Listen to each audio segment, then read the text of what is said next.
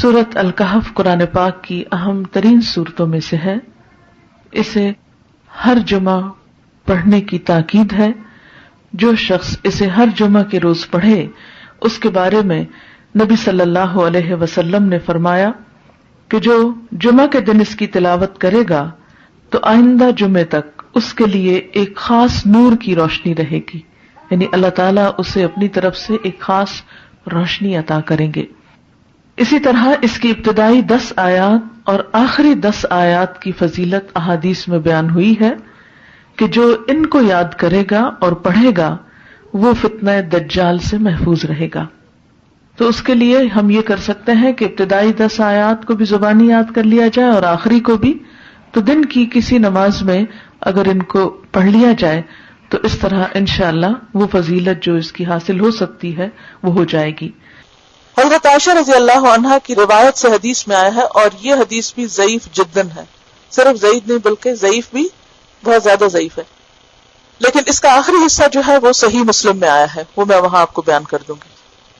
رسول اللہ صلی اللہ علیہ وسلم نے فرمایا، کیا میں تمہیں ایسی صورت نہ بتاؤں جس کی عظمت نے زمین و آسمان کو بھر دیا ہے، اور اس کے لکھنے والے کے لیے بھی اتنا ہی اجر ہے، اور جو اس کو جمعہ کے دن پڑھے تو اس جمعہ سے لے کر جمعہ تک یعنی اگلے جمعہ تک اور 3 دن کے زیادہ بھی گناہ بخش دیے جاتے ہیں.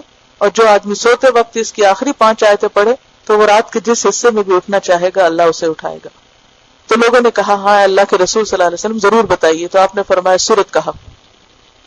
بہرحال ایک اور حدیث میں، اب یہ جو حدیث ہے یہ صحیح مسلم کی ہے کہ جو اسے جمعہ کے دن یا جمعہ کی رات میں پڑھے گا، یعنی جمعہ کی رات وہی جو جمعہ سے پہلے آ جاتی، وہ فتنے سے محفوظ رہے گا. اور ایک اور بات سے پتہ چلتا ہے کہ فتنہ دجال سے محفوظ رہے گا.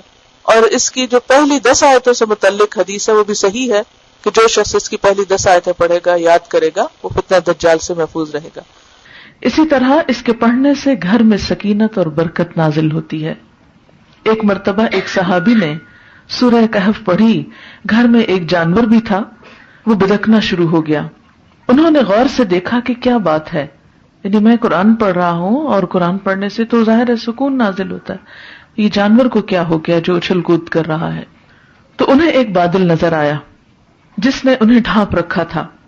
صحابی نے اس واقعے کا ذکر حضور اکرم صلی اللہ علیہ وسلم سے کیا تو آپ صلی اللہ علیہ وسلم نے فرمایا، اسے پڑھا کرو، قرآن پڑھتے وقت سکینت نازل ہوتی ہے. ہمارے گھرانوں میں سکون کیوں نہیں رہا؟ اس میں بہت سی وجوہات میں سے ایک وجہ یہ بھی ہے کہ میوزک کی آوازیں تو دن رات بلند ہوتی ہیں لیکن قرآن کی تلاوت کی آواز کم ہی سنائی دیتی ہے. اس کے لیے میں یہ سجیسٹ کروں گی کہ ایک تو قرآن پاک کا کچھ نہ کچھ حصہ نماز فجر کے بعد بلند آواز سے تلاوت کیا کریں کہ آپ کے آس پاس کی چیزیں سنیں، آپ کے گھر کے افراد سنیں، در و دیوار سنیں، کیونکہ جہاں جہاں تک قرآن کی آواز جائے گی وہ سب چیزیں آپ کے حق میں گواہ بنے گی.